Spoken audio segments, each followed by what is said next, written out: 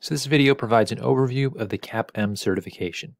Now before I get started, let me mention that if you're interested, we have lots of free CAPM prep materials available at projectprep.org. If you're interested, we've got cheat sheets, full-length practice tests, note cards, you name it, a lot of stuff that should help you along the way.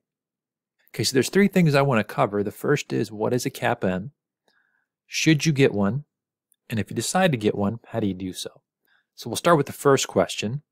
The CAPM is the Certified Associate in Project Management. It's the most widely known entry-level project management certification.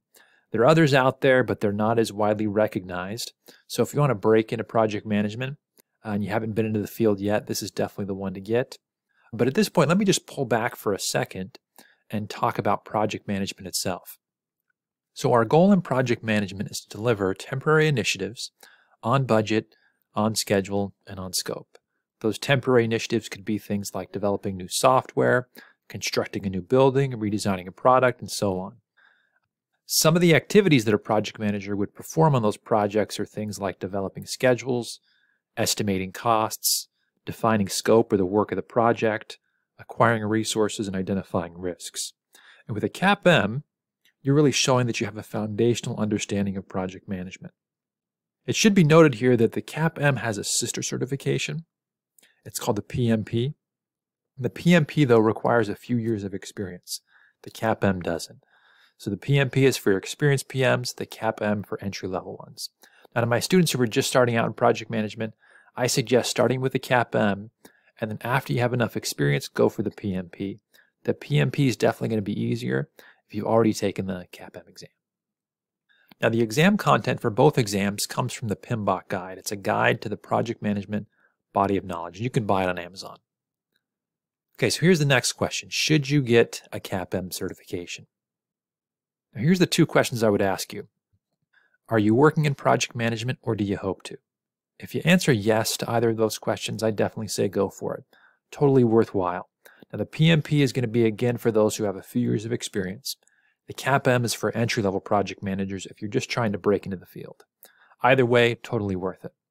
Now, if you answered no to both of those questions, and maybe you've just heard of the CAPM or you had a friend that took it, I might suggest consulting with your boss just to see if they would think it could be valuable for the work that you're doing.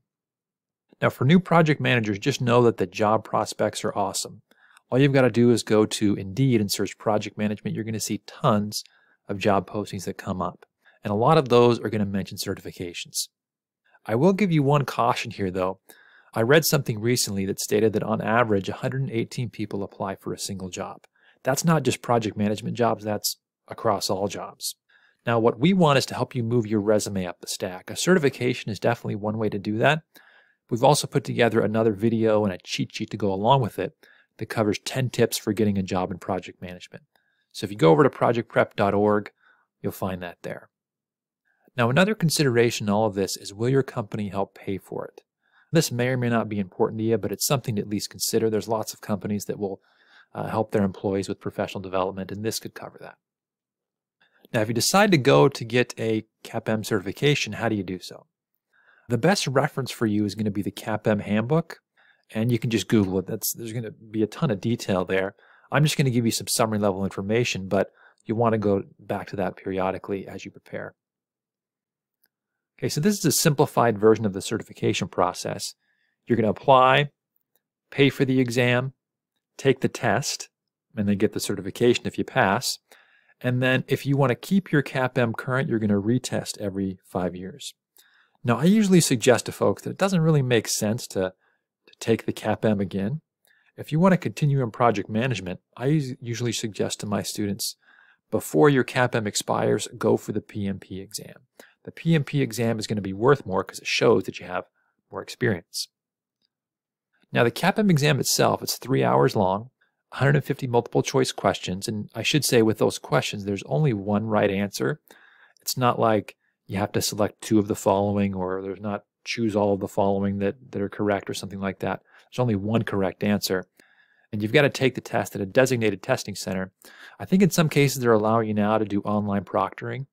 But if it was me, I'd prefer to go to the testing center because you have a quiet space, you can focus.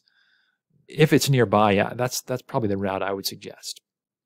So as a reminder, we've got lots of free prep materials to help you as you get ready for the CAPM exam. But on a final note, we wanted to mention that if you're interested in other certifications in addition to project management, something to look into is Lean Six Sigma. Project management certifications and Lean Six Sigma certifications pair well together. They're a great combination on a resume. If you're interested, there's a free white belt certification course available through our sister organization, Six Sigma Society. If you complete the course, you're going to get this certificate at the end of it.